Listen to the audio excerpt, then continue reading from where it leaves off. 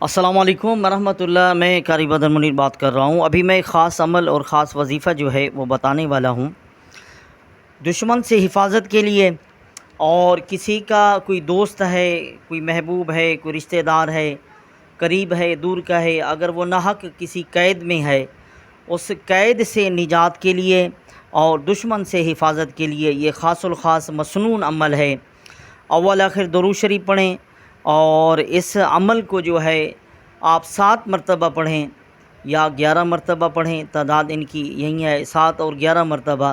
اللہ تعالیٰ کی ذات پاک انشاءاللہ دشمن سے بھی حفاظت فرمائیں گے، اور جو ناحق قید میں ہے اللہ پاک کے فضل و کرم سے اور اس عمل کو پڑھنے کی برکت سے انشاءاللہ اس کی قید بھی ختم ہو جائے گی انشاءاللہ بفضل خدا۔ اعوذ باللہ من الشیطان الرجیم۔ اللہم انا نجعلک فی نحورہم ونعوذ بک من شرورہم۔ اللہم انا نجعلک فی نحورہم ونعوذ بک من شرورہم۔ اس کو آپ پڑھیں جب تک بھی آپ کا مقصود حل نہیں ہوتا، اس کو آپ پڑھتے رہیں۔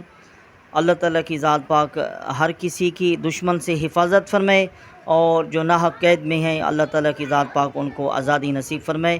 والسلام ورحمۃ اللہ وبرکاتہ۔